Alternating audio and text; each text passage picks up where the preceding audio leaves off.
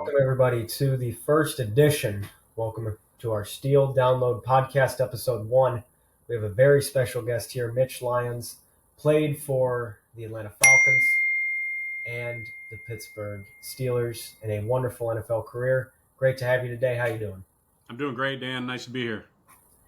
It's great to see you, and as always, so just kind of getting along in the introduction, just going to start off, I guess, a little small talk. See, you've had quite an NFL career. You had to get there at some point, though, and starting out in high school, so what was that like for you? Well, I was a kid that grew up. I mean, sports was my life. I had an older brother. I was 4.5 years older, and I kind of, banged around with him and his buddies. So I was always playing against older kids, and I was always the one that was getting picked on, beat up, ganged up on from the older brothers and his boys. So I had to learn to fend for myself early on. And I loved all sports: football, basketball, baseball, growing up, and it's what consumed me. I would say to a fault at times. As I got older and into high school and whatnot, it consumed my every thought and every moment. I had I was pretty structured in terms of having goals for myself. And it kind of I wanted to play varsity basketball and football as a sophomore. So that was like my first goal. I wanted to, be at least on varsity as a sophomore. And then I wanted to make all conference or all state and so on. So earn a scholarship. So I was a driven kid, and I just, kind of kept hitting it goal by goal. But so that's, kind of the 10,000 foot flyover how I got there. But it all started from a young age, just playing catch with my dad in the yard and my brother and stuff. Well, I know you had a lot of people too that helped you get to where you're at. And I mean, learning about coaches and everything. Like when you were starting out, like in youth sports, were there any coaches that pushed you? Yeah, really. Like young age, my dad always coached our baseball team and stuff, and again, I mean, I had a lot of respect for him, and that was cool being able to be coached by him. And again, playing, always playing against my brother. That was kind of the bar I measured myself against, and it took me a long time to be able to beat him. He had a 4 year head start on me, so that bar was high for me, and that pushed me. But yeah, certainly as I got into high school, there's coaches that made a great impact on my life. My high school coach, Dave Sukup, was instrumental in not only making me a better person, better man, and a better football player, but also did a lot in terms of talking to colleges and whatnot to help me get an opportunity at the next level. What was it like playing high school sports? I mean, they've changed a lot since when I played and you played. But what were they like back when you played? Yeah, I loved it. I didn't play baseball in high school. I stuck to football and basketball. I kind of knew my bread was going to be buttered in football, so I kind of used the springtime to lift real hard and get stronger and do all that. But I loved basketball and football. I loved it from the standpoint, like at football, I never came off the field. Very rarely you get to play both ways.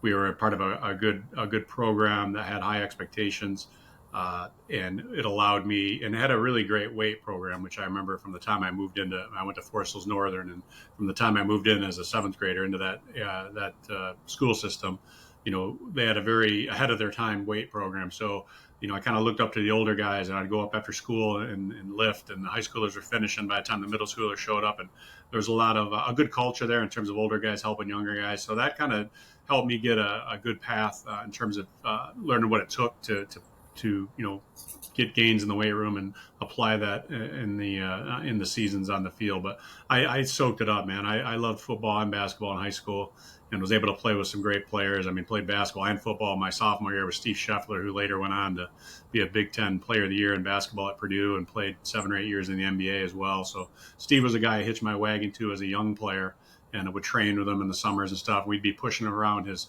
Volkswagen Rabbit out on the parking lot, strengthening our legs and stuff in the summertime on hot pavement. So that was a great experience and something I always look back on with great pleasure. Well, and I know too you're very involved with Michigan State. You're very proud of where you came from with theirs. So, how did that journey begin to become a Spartan? Yeah, so I got my Sparty shirt on. I got a new one here. So, but yeah, it's kind of funny because I didn't really have a reason per se to be a Michigan State fan. I didn't have a parent. My dad took some classes there, but that was later in life. It wasn't like he had gone there. My mom and my brother, for whatever reason, tended to be on the Michigan side of things in terms of rooting interest. And I think probably just because my brother was a gift from Michigan, I kind of globbed onto the Michigan State thing.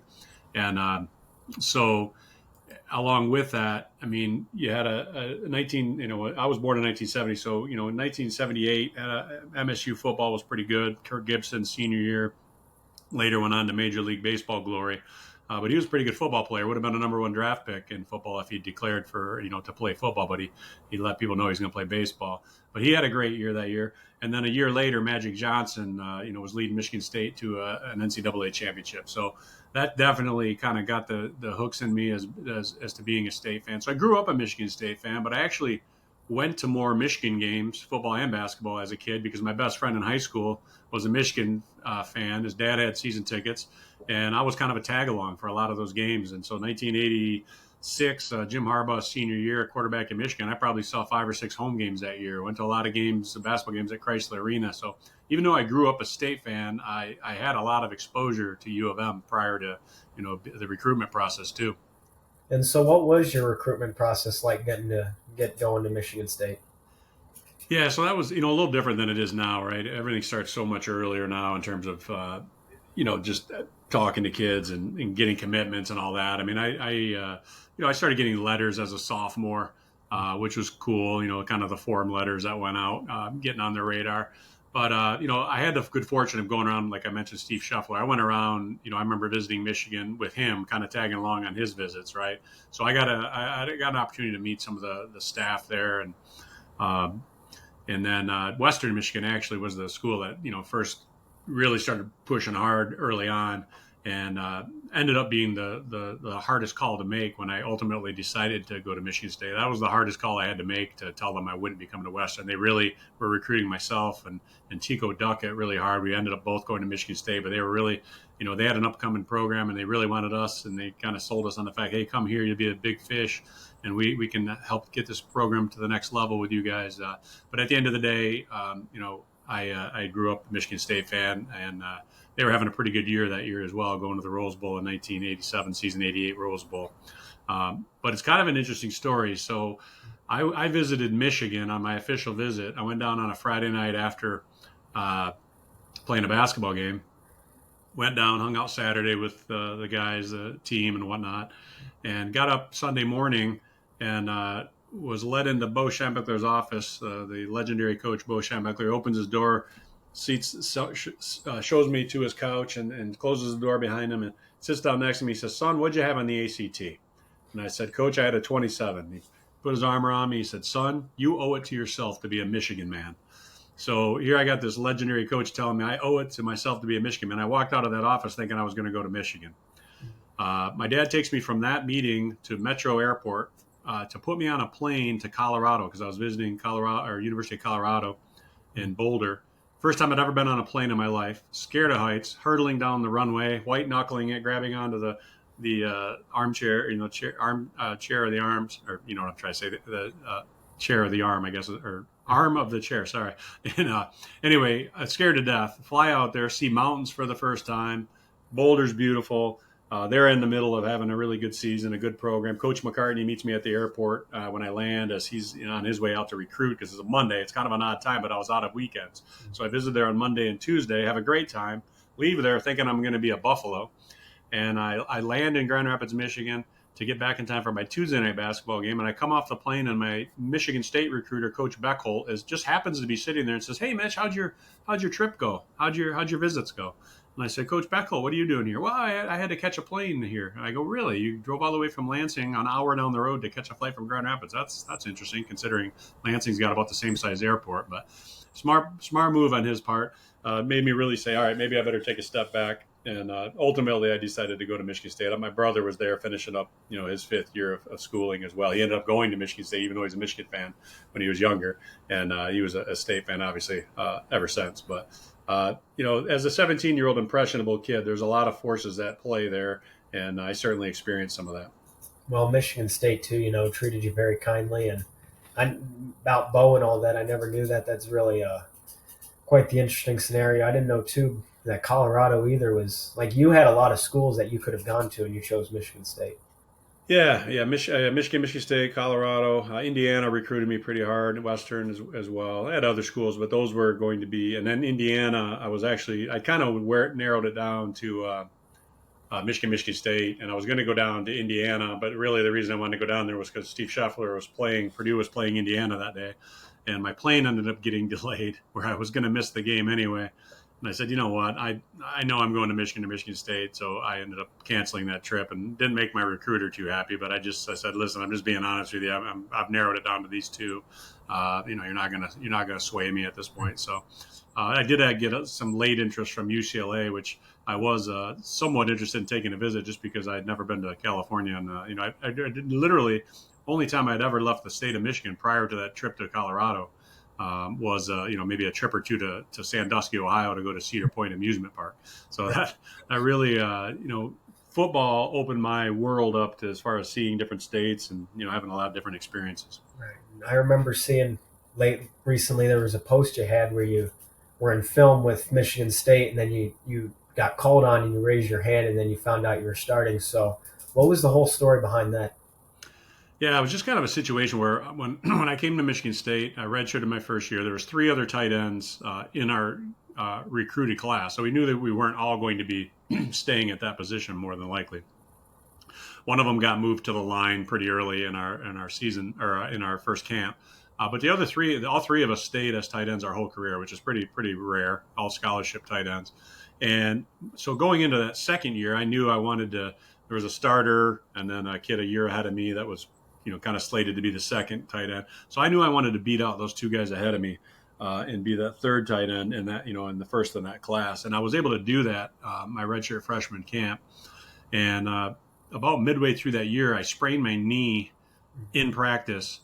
The same day that happens, the guy that was ahead of me got in some trouble with the law and was suspended from the team and removed from the team ultimately.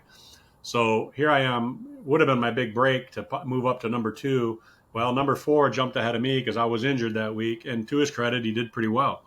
And he kind of stayed in that spot for the next year and a half until the starter graduated, right, which was my junior year, my redshirt junior season. So the kid that was ahead of me in the same class, he was starting for the first few games, and we weren't starting off too well as a team. He had less than stellar performances, I guess. And so Coach Perlis, gave me the opportunity to start. So, and, as I said in my post, I mean, you got to be ready when the time comes. And it's easy to feel sorry for yourself and woe is me. But, man, when your time comes, don't blow it because that's your one shot. And I was able to take advantage of that. And I remember Coach Perlis coming up to me later that year. I'd strung together some pretty good games. And I remember him coming up to me while we were stretching in practice and just kind of looking at me with his little grin he always had on. And he said, "How'd you get so good?" And I said, "I finally got a chance to play, Coach." And he just kind of chuckled. But, I stress that with my kids and kids I'm talking to, man, don't miss your shot when the opportunity comes, kind of like Eminem saying, right, or rapped. you get one shot, and that might never come again. So you better be ready when it happens. Well, and you took that all the way, too, to the NFL. That's the highest level football, and you get all the way to Atlanta talking about travel. So was that your first time in Atlanta when you got drafted? Oh, yeah. Like I said, I had not, short of, bouncing around, going to games with Michigan State. I still, I wasn't like a world traveler by any means, but, get on an airplane and go play in a game for a day around the Big Ten. That was kind of the extent of my travel. So, yeah, I remember being drafted by Atlanta. Obviously, it was pretty cool, dream come true. And I remember flying down there the first time and Hartsfield Airport, being south of Atlanta, flying in and getting picked up. And it was at night, and we're coming back, and me and a couple other guys that were rookie free agents, and we're riding together. The driver's taking us right up through Atlanta, and downtown Atlanta's all lit up with lights. And I still remember that feeling like, oh man, this is a small town kid going to the big city. It was pretty surreal. And we drove all the way through town because at the time camp was northeast of Atlanta, up in Suwanee, Georgia. And that was pretty surreal, man. That was kind of when it hit me like, all right, I'm playing with the big boys now. I'm playing with guys you'd heard about, for me, Deion Sanders, Andre Rison was with the Falcons. He had been with me in Michigan State. But, these superstars you're watching on TV every Sunday, and all of a sudden I'm stepping on the field with them the next day and, being, competing with them or competing alongside them. And that was pretty cool experience. Nice. So what was the first day of training camp like then? Well, my rookie, it's kind of funny. I'll go back even further. My first mini camp, if you will, the first full team mini camp, late May, early June. And we had just signed Pierce Holt, who was a he had come from the San Francisco 49ers, Pro Bowl defensive tackle, and they were really looking to upgrade their defense. They kind of had some hard times on defense, so they got Pierce, but they got Pierce because they gave him a 3-year guaranteed deal, which back then was unheard of. You didn't give guys 3-year guaranteed. You had a 3-year, $7 million deal guaranteed. And we're out on our first mini camp, and we're running kind of like full team stuff, but we're not full contact, so we don't even have helmets on, right? And I release inside to run a drag pattern across the defense. And Mike Gann was like a 9th-year defensive end out of Notre Dame. He jams me. I go flying down, and Pierce at the same time was running a game. Our heads hit, and I'm like, bong, and I finish my route. And my head's ringing, and I turn around, and Pierce is laying on the ground, and he's holding his jaw. And I'm like, oh, man. Fast forward, he had broken his jaw. He had to have it wired shut for 6 weeks. So the next practice, like I was the afternoon practice, next morning I'm stretching on the grass, and I see Jerry Glanville, our head coach, coming cruising down. He had his cowboy hat and his glasses on.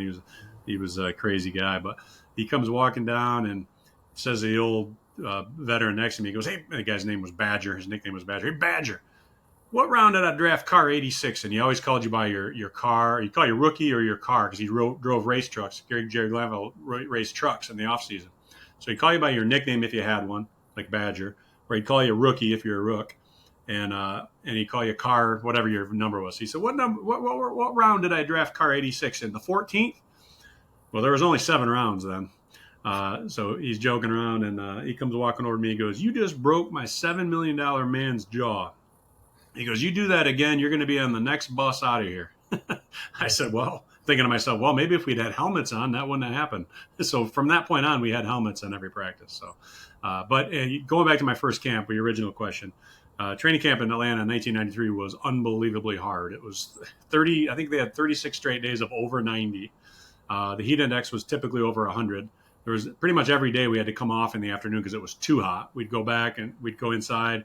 A storm would blow through almost daily where it would rain for a little bit, and we'd go out and finish practice. But it was double days. It was pads twice a day. It was the first year of the CBA, the collective bargaining agreement. And Jerry and the Atlanta brass hadn't quite figured out the fact that, if you beat your guys up and they end up getting injured, they still count against the salary cap. So that was the one and only year that I had 2 padded practices every day of training camp. The next year, Jerry got fired, and June Jones came in, and we'd never have 2 practices 2 days in a row, and you never had 2 practices with pads on in the same day. So, and life in the NFL became a lot different at that point. It was the same thing in Pittsburgh with Coach Cowher. He took care of you. He took care of your body because you had to. Because if you got a guy hurt in training camp, it counts against your cap. So, but that first year was a real bear. Well, and then you played for a few more seasons in Atlanta, and then got to Pittsburgh. So when you ended up finding out you were going to get where you were going to the Steelers, like, was that through a trade, or how did you find that out? Yeah. So what happened was my contract had expired in Atlanta. June Jones was fired. So I was kind of on the outside looking in. They were bringing in Dan Reeves as a coach. He was coming from the Giants. He signed a couple of his tight ends from New York. So he was bringing in guys he was familiar with. I hadn't been on film a whole lot my last few years because June ran a run and shoot offense, so he didn't use a tight end a lot. And he'd tell me every year, hey, I know you're frustrated, but trust me, this is going to extend your career. He was true in some respects. I was staying healthier because I wasn't getting banged up as much. However, when he got fired, now I'm on the outside looking in. There's not a lot of tape on Mitch Lyons. So and Dan Reed signed his own guy, so I'm on the outside trying to get an opportunity with any team. Fortunately for me, Mike Mularkey was the tight end coach at Pittsburgh, and he had watched some film of me and saw that I played with an edge, which he liked. So they invited me in to visit, and I really liked Mike, and he's a good friend to this day. I actually just spent some time with him last fall down in Florida, but great dude, and just was a good fit for me. I loved that. I grew up a Steeler fan through the 70s when they were winning all their titles. Because back then, I'm a Lions fan at heart, but there wasn't a lot to root for the Lions back in the 70s. And so kids in Michigan kind of globbed on either the Steelers or the Cowboys or maybe the Raiders, teams that were the good teams in the NFL. Mine was the Steelers for whatever reason. And then when I went to Michigan State, George Perlis had, been part of that coaching staff in the 70s with the Steelers as D-line coach and defensive coordinator. So I'd heard a lot about the Steel Curtain days. And I remember George leaving camp, I think my second year there, because Art Rooney Sr. had passed away and George was going to his funeral. But all our bowl rings were patterned after Pittsburgh Super Bowl rings of the '70s, which is kind of cool. And so I had heard all these stories about Pittsburgh. Everything we did was like Pittsburgh did it in the '70s, right? Our meals, on games, how we ran meetings, how we did everything was how Chuck Noll did it with the Pittsburgh Steelers. So when I had the opportunity to go back there, that was just kind of surreal, right? I mean, I remember sitting at a charity luncheon my first year there, and Franco Harris is at my table, and I'm just like, whoa, I'm like a kid in a candy shop because this guy was my hero growing up, right? Some of the people that were there in the '70s were still there working. When I was there in 1997 for the first year, they knew George. They had worked with George, so it was pretty cool. It was really neat to be able to play in Pittsburgh, and it's such a great fan base. And it was pretty cool, and being able to play in an offense that suited me more. Banging heads, trying to block holes open for Jerome Bettis. I was a second tight end there behind Mark Bruner, but we played a lot of two tight stuff, and I enjoyed my time there. It was just good culture. Loved Coach Cowher. The Rooney family was unbelievable to play for as well. Well, and I mean, yeah, definitely great team, great city. Part of why we actually were doing this, just for our appreciation for the team and all that. But for your first game day, week one, what was that like going into it? In Pittsburgh? Mm-hmm. Well, it's kind of interesting because this sticks in my mind. I'm rooming with Brendan Stye, who was a guard out of Nebraska. And I remember waking up, we stayed in the hotel down in Pittsburgh, and I remember waking up that Sunday morning early on, and there was breaking news that Princess Diana had died in a car accident over in Paris. So that sticks in my mind as, that first game day. That was a game we were playing the Cowboys. We were opening against the Cowboys. Deion Sanders, who was a teammate of mine in Atlanta my first year, he had, he was with the Cowboys, and we got crushed by the Cowboys. Actually, it was a horrible game. I think we lost like 31-7, but it was cool being in Three Rivers for sure. Growing up watching all those Super Bowl years, it was pretty neat to be playing in the same stadium that Terry Bradshaw and Lynn Swann and John Stallworth and Jack Lambert, all these heroes, Mean Joe Green, Mike Webster, all these guys that I'd heard and read about my whole childhood. Playing in the same place, being in the same locker room as them was pretty cool. But yeah, we got it handed to us pretty good by the Cowboys starting that year off. Then we got it turned around. We had a pretty good year and lost in the AFC Championship game to John Elway on his first time to the Super Bowl, or not first time in the Super Bowl, first time winning the Super Bowl. He knocked us off in the AFC Championship game, unfortunately. Well, yeah, that was, I remember that with the Broncos. It was tough. Then there'd be the Chargers and all that. But I'm going to circle back a bit. The Steelers, they're widely known for their training camp, at St. Vincent and Latrobe. So what was that like going in there for the first time? Yeah, so funny story there. So I get signed, right? The first time I ever visited Pittsburgh, I remember I meet Coach Cowher, and he's walking me back to his office, and we walked by his assistant, Mia, and she kind of was busy, but she glanced up and she said, "Hey, Bill," and then she looked at me and she said, "Hey, Mark," and I kept on walking. And I'm like, man, maybe she got my name wrong, thought it was Mark Lyons coming in or something. Then I walked in the training or the locker room, and somebody else walked by and said, "Hey, Mark," and I'm like, what is going on? Turns out I looked a lot very similar to Mark Bruner, who was also the tight end there, who had been drafted in '95. So we looked very similar. So I go to my first camp, and I had to turn down a lot of people seeking Mark Bruner's autograph because he'd been there a couple of years, and we're the Latrobe. There's 5,000 people there watching practice every day, whereas in Atlanta, I might have been lucky to have 100 people up on the hill watching us in Atlanta. Atlanta, number one, the Falcons hadn't really given them any reason to love it, the Falcons. And Atlanta's more of a transit town. People have moved to Atlanta, so they bring their allegiances with them. Whereas Pittsburgh, most people are raised there and live there lifelong, and and had a great history and tradition, right? So the fan base was much more rabid there. So to have all those people, and then you're walking off the field between the ropes, and people, "Hey, Mr. Bruner, Mr. Bruner," and I said, "I'm not Mr. Bruner, I'm Mitch Lyons, I'd sign it, whatever." So my second training camp there, I made sure I came in and I had as much of I never could grow a beard real good, but I had a goatee at least because Mark was always clean shaven. So I grew out the goatee just so hopefully they would know I wasn't Mark Bruner, So, but Latrobe was cool, man. It's a cool little setting. And again, it just was a neat place to be. I loved playing with Coach Cowher. I loved Mike Mularkey, who later went on to coach 3 NFL teams. But just was a good fit there. I felt wanted and needed, and it was a great tight end room. A lot of good guys there, and just a good team atmosphere all around. Yeah. Well, from outside the stadium or outside of training camp, or any team functions, were there any memories that you had with teammates that stuck out? Oh, sure. Well, one thing we always did, Mike always had in the tight end room was a kind of a kangaroo court where you had to pay fines for certain things, right? We'd all throw it in the kitty. So if your name got in, if you got a picture in the paper, you had to pay like a $5 fine, right? We're just being funny. And it was usually Bruner, right? It was either Bruner or maybe Mike might have his picture. The second and third tight end wasn't getting their picture in the paper a lot. So we'd always hit Bruni up, hey, Bruni, nice picture in the paper. And he'd have to pay us $5, right?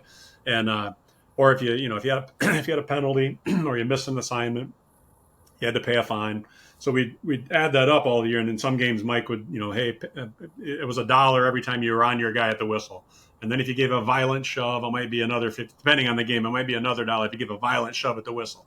If you got the look, like if the guy looked back at you, then you got an extra because you knew you were in. If you could show you were in the guy's head, then it was it'd just be a little extra Mike would throw in there. Or if you got him to swing at you, then it was even a greater. And some of the games like the Ravens, we always had very physical battles against the Ravens. So those games usually the stakes went up a little higher.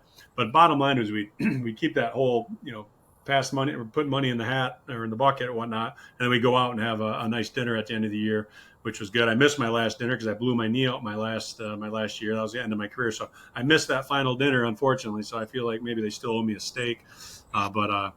That was always good. Like I said, it was a good group of tight ends, and Mike and Mark and I. The third tight end was a different guy every year there, but had a good time. We were tight and had a lot of fun there. Yeah, and I know you had a lot of adversity in your career.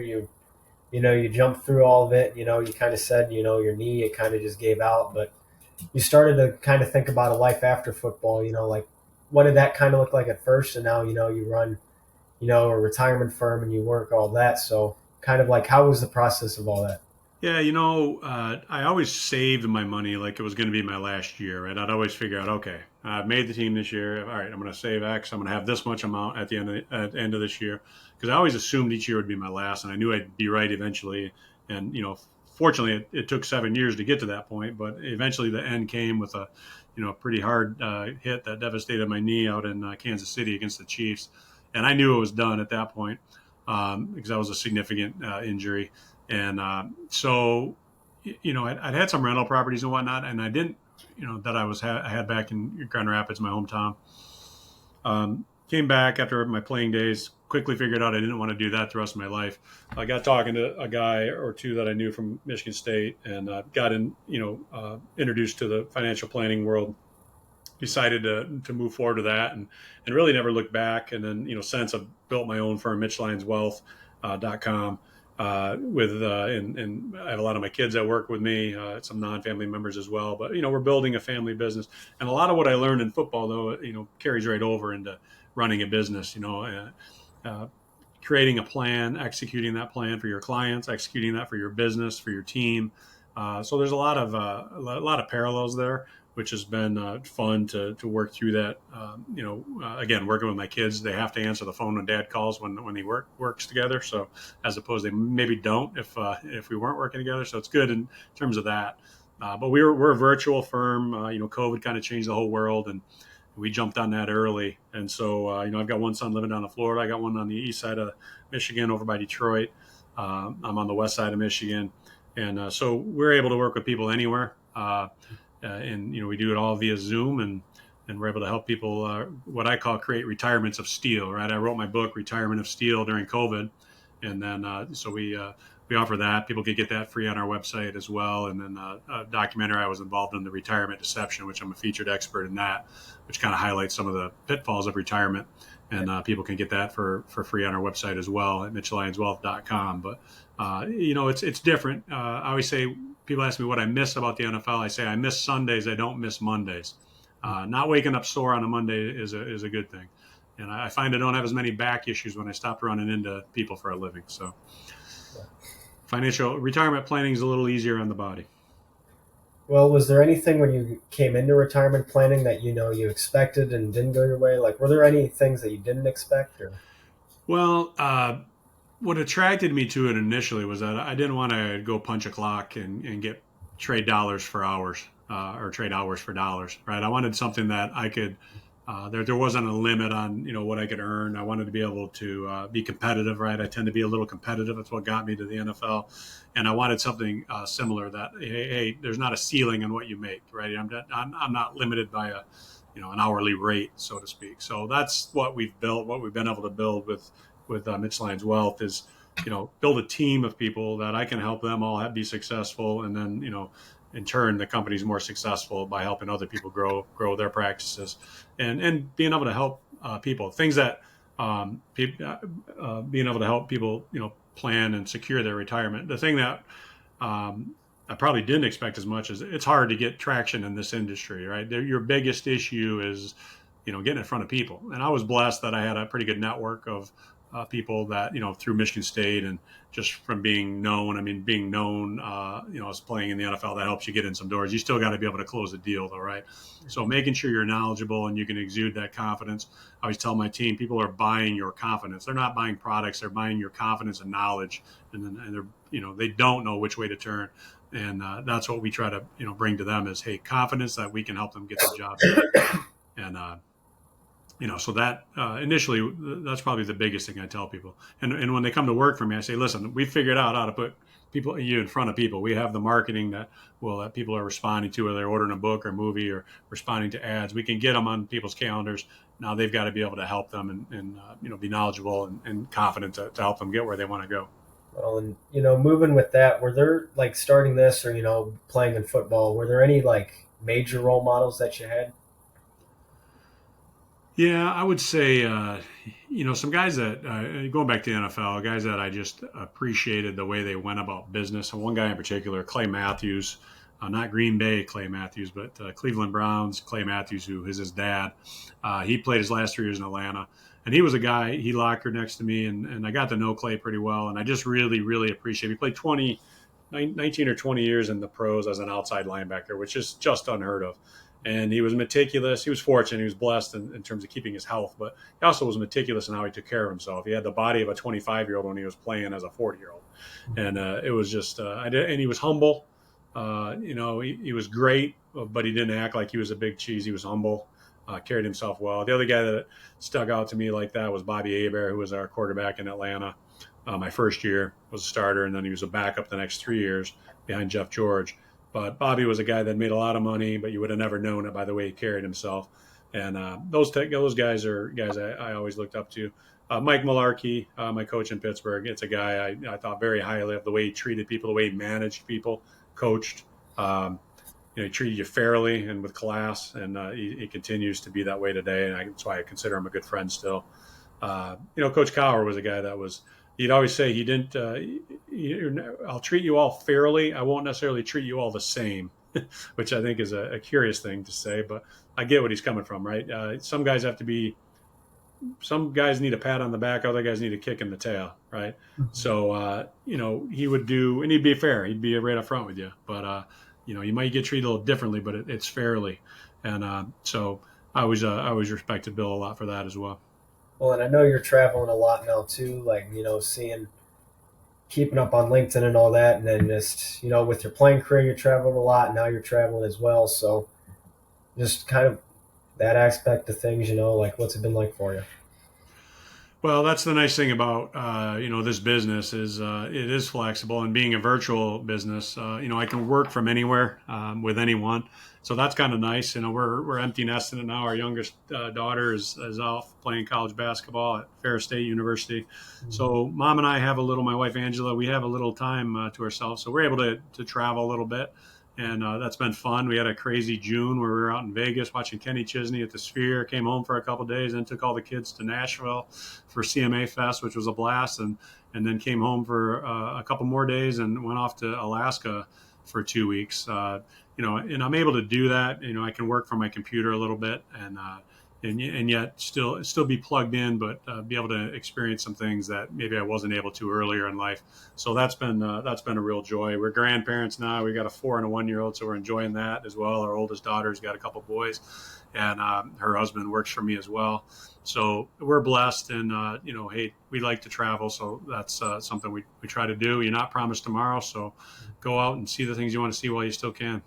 Well, and during your career too, like what was kind of like the experience, like you'd all have to go to the airport at one point and they get to somewhere else, or kind of like, what was kind of that experience like traveling with the team? Well, it's different, that's for sure, right? Because again, my career was over before 9/11 happened. So back in the day, you just pull out, the bus. You'd load up the bus, and if you're going to like after a game, you just get on the bus. They pull you right up to the plane, and you get on. There was no going through airports and metal detectors and all that. You'd get off the plane at the airport. You'd come right down and get on a bus, and off you went. So that part's changed. You don't have all the security measures that you have now. But what was cool about Pittsburgh, it was like I alluded to training camp. There weren't a lot of people on the hill watching practice in Atlanta. Same thing when you went on the road. There wasn't a lot of people in the hotels, waiting for you, kind of thing. Uh, when I got to Pittsburgh, that was a whole new world. I mean, I remember flying out, playing a game in Arizona, for example, and all of a sudden you get off the bus at the hotel and you got the yellow ropes up and you got people 4 or 5 deep, all trying to get autographs all the way to the hotel elevator. Right? That was cool. I always say you felt a little bit like the Beatles, just because Steeler fans are so rabid and so all in. Right? Mhm. So it didn't matter where you went. And one game that stands out in particular that I'll always remember, we were playing in Baltimore, and I want to say this might have been 97 or 98. And I remember there being a lot of Pittsburgh fans during pregame. I remember, I get out there early, hour and a half before the game, whatever, and there's fans. You sign a few autographs and whatnot. So I knew there were a lot of fans in attendance, but we were getting crushed at half. It was 21-3. There hadn't been a lot to cheer for yet as a Steelers fan. And we came out, we ran a reverse off the second half kickoff, and Will Blackwell took it to the house for a touchdown. And out came this terrible towels, right? The place got loud, and we ended up coming back. And to the point where we took the lead and late in the fourth quarter. And I remember Vinny Testaverde was the Ravens quarterback that year. And I remember him coming up to the line trying to quiet the crowd. He's like trying to quiet the crowd, but it wasn't his crowd. It was Steeler fans. So the more he was trying to quiet them, the louder they got. And he couldn't hear his own snap count in his own stadium. His team couldn't hear his snap count.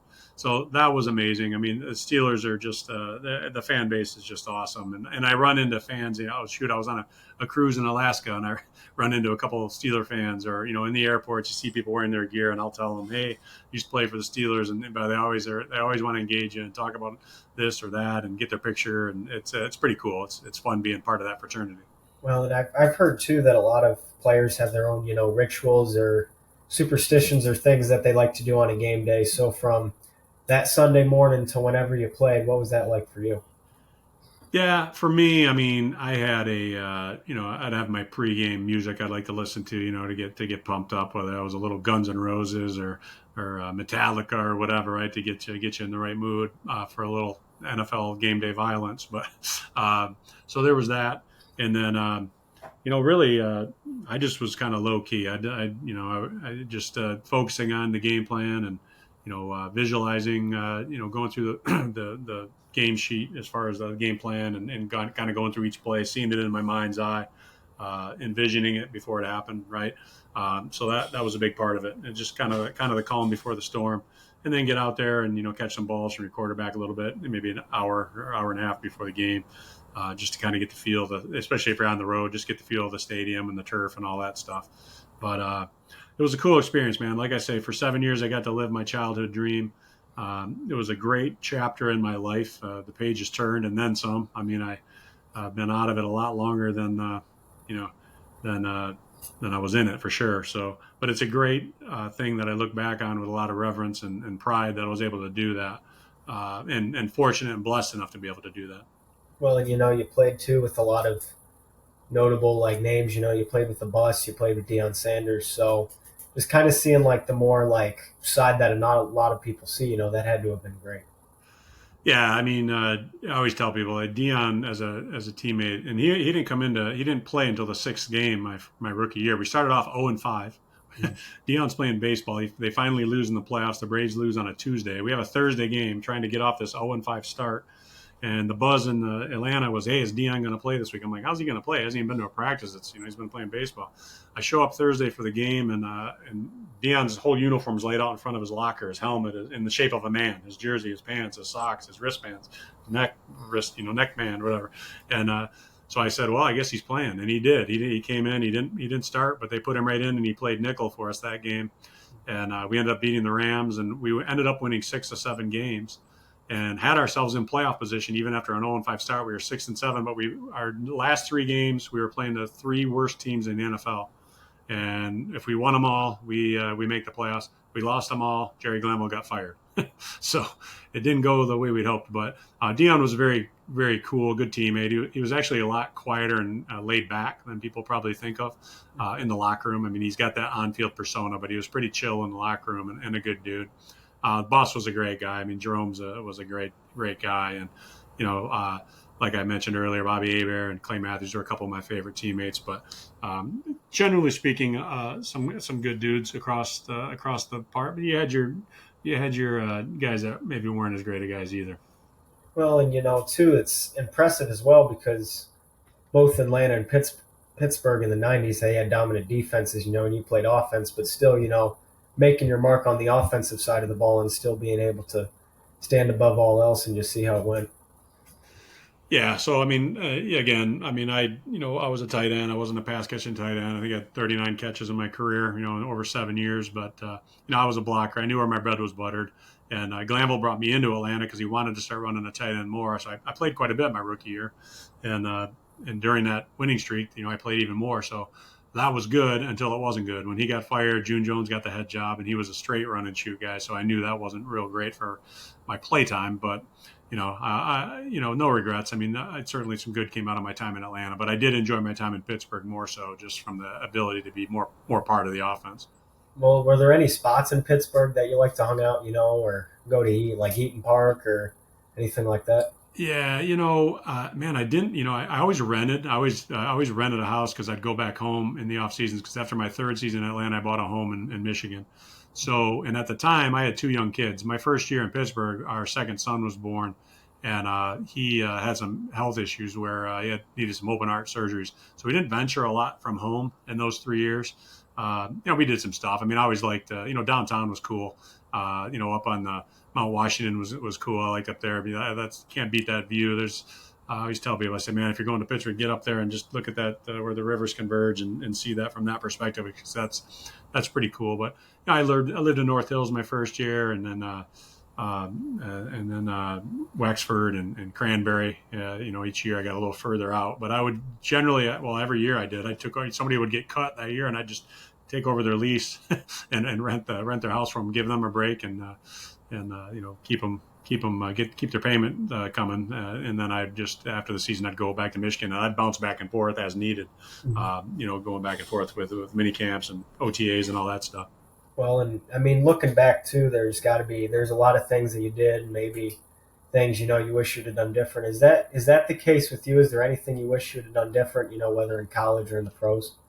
Yeah, I mean, there are certain things. I mean, I would say, I was always a guy. I was never the speediest guy in the world, right? And I was always aware of that. So I almost always tried to play around that. I mean, like I said, I knew my bread was buttered blocking, but and maybe it's because it wasn't, like speed training and all that stuff wasn't as prevalent then as it is now, right? But I really wish, I'd globbed on to somebody in that realm that could have helped me with my foot speed and stuff more than I did. Attack that weakness and made it more of a strength. If I could do it all over, but overall, I mean, I worked my tail off to get where I was, and I overcame that. But in the back of my mind, I'm always wondering, geez, is there stuff I could have done to maybe help that? Because if I could have been 2/10 faster, I would have been drafted a lot faster or a lot sooner than the 6th round, right? I got picked in the 6th round from Atlanta, but I felt like I was a better player maybe than what that stated or represented. So. There's that. I mean, overall, do I wish I hadn't probably tried to get an extra 2 yards on my last kickoff in Kansas City? Yeah, I wish I'd taken a dive and saved my knee and maybe played a few more years. But then again, hey, with all this stuff coming out with head trauma, maybe it's a better thing that long-term that I didn't play 3 more years and whatnot. I'm pretty healthy overall, and I'm blessed to be able to say that. Well, you got a lot of knowledge, and thank you for coming on and doing all this. So. As we start to close out here, we got a little fun game, I guess, that we're going to start doing. 5 different Steelers players that we're going to blind rank. So for number 1, we've mentioned him a few times today, Jerome Bettis. Okay. What am I doing? So out of all the 5, so there's 5 players. Okay. So you're going to put him 1 through 5, but you don't know who comes next. Oh man, that's tough to do. I don't know what you're thinking. That's going to be tough. All right, I'm going to put JB. Man, there's so many guys you can go with. It's really hard to say. Blindly going to rank Jerome as, I guess, 3. I'll put him in the middle, so I've got some wiggle room. And then after him, Mean Joe Green. Mean Joe Green. Ooh, man, yeah, you got to go. I'm going to go 2 there just to give myself some wiggle room above him. But Mean Joe, man, he was an icon. He was the heart of that steel curtain. So it's and helped change the face of Pittsburgh Steelers. All right, and then after him, we're going to have Franco Harris. Oh, jeez, man. All right, well, I got to stick with what I have. So I'd put Franco at 4. Oh, 4. Okay. After him, Ben Roethlisberger. I'm going to go 5 with Big Ben.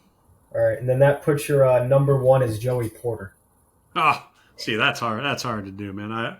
Well, I guess so. No. That's all I'm left with, so I guess I got to put Joey. Nah, hey, I played with Joey. He came in he was a real quiet disposition guy, but I think he was there my last year, so he had a bit of an attitude. He had an edge, but he was a great player. But yeah, I mean, there's a lot. Think of all the guys you've left out there, though, right? There's so many greats. I mean, Hines Ward I played with as well. It's hard to leave out a Terry Bradshaw who led a team to 4 championships, right? And Lynn Swann, John Stallworth, Jack Lambert. There's so many greats. That's what makes Pittsburgh awesome, right? Mm-hmm. There's so much legacy there, so much tradition, and all those guys you mentioned are all obviously great players. But man, there's so many guys to choose from. You can make a lot of top 5s out of Steelers. Well, and how does it feel overall to just put on the same black and gold that as so many other icons of the game? Well, man, I'll tell you, it feels really good, man. That's why this thing's in my house, and it's a pretty cool thing. Like I said earlier, it's a great fraternity to be part of, and I'm proud to say I was a Steeler, and I'm glad I got that opportunity, because if I've spent my whole career in Atlanta, it's just not the same, right? There's certain franchises that just stand above the rest, and the Steelers are certainly one of those. And a big part of it's obviously winning championships, right? But it's the people. It's the people of Pittsburgh. For me, it's the Rooney family, and it all trickled down from there. It's Art Sr., the chief, was part of that Pittsburgh community, and obviously raised his family there. That's what makes Pittsburgh special, and that's why I'm proud to be a Steeler at heart. All right. That's all the time we're going to have for now for episode 1 of the Steel Download podcast. First guest here. We had a wonderful time. Thank you so much for coming on. Hope to get this posted soon. Hey, Dan, I appreciate the opportunity to be number 1 on this list anyway. I'm not anywhere near in the top 500 of all-time Steelers probably, but I'll take being number 1 on this podcast. So I appreciate you inviting me on. Absolutely. Thank you. All right.